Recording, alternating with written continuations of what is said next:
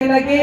महाराज one में एक निश्चय कर लिया कि मैं जो हूँ आज से सिर्फ जो बोलूंगा सत्य बोलूंगा, सत्य के अलावा कुछ नहीं बोलूंगा। तब से उनके सत्य बोलने के चक्कर से उनका नाम पड़ गया सत्यतपा। हाँ, और उससे पहले उनका नाम था कुतथ्य। और बाद में जब सत्य बोलने लगे तो सत्यतपा पड़ गए। वन में रहते रहते विचार आया कि हे भगवती माता, कि कहते हैं यथा वंद्या स्वरूपा च यथा वा निष्फलो द्रुमः अदुग्ध दोहाधेनुश्च तथा हम निष्फला कृत। क्या यथा बांध्य स्वरूपाचा, जैसे संपन्न जो है बांध्य स्त्री और बिना फल वाला वृक्ष, और कहा महाराज अदुग्ध दोहाधेनुश्च, और बिना दूध की गाय। हे भगवान, जिस प्रकार से इस पृथ्वी पर भार लगते हैं उसी प्रकार से मैं भी इस सृष्टि पर भार रही हूँ। मेरा तो क्या तथा हम निष्फला का महाराज, मेरा तो इस जो जन्म है ये तो व्यर्थ हो गया। जो है मुझे तो अपना प्राण त्याग देना चाहिए।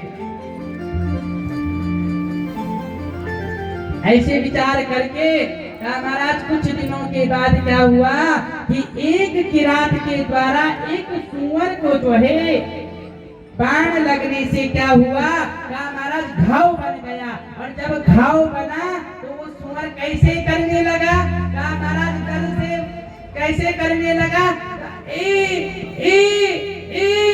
करने लगा। और यहाँ जो सत्यतपा है उन्होंने क्या सुना, इस बीजात्मा को अपने अंदर प्रतिष्ठित कर दिया।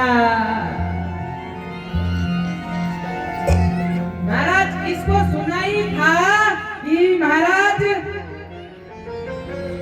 वह ऐम बीज की जो शक्ति है, जो वाग्वादिनी ऐम बीज है, जो वाग सिद्धि का ऐम बीज है, इस ऐम बीज के कारण से क्या हो गया, अंदर हृदय चित्त में ज्ञान प्रकाशित हो गया। किरात कहने लगा कि तुमने मेरा जो है शिकार देखा। अब कहा अगर मैं झूठ बोलता हूँ तो मेरा सत्य का तप भंग हो जाएगा, और सच बोलता हूँ तो आज मुझे हत्या का पाप लग जाएगा।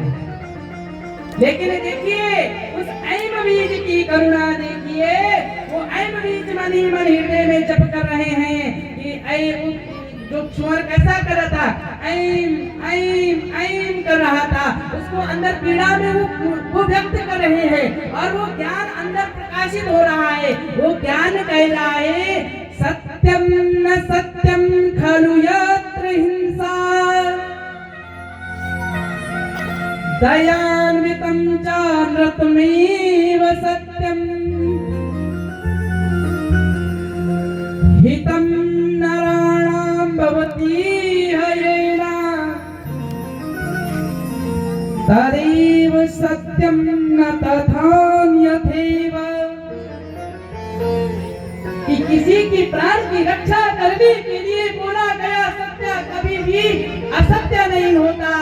यहाँ मन में उनको जो है ऐसी प्रेरणा दे दी तो उस किरात को क्या कहा, झूठ भी नहीं कहा और सच भी नहीं कहा या पश्यति नासा भ्रूते या भ्रूते सा न पश्यति।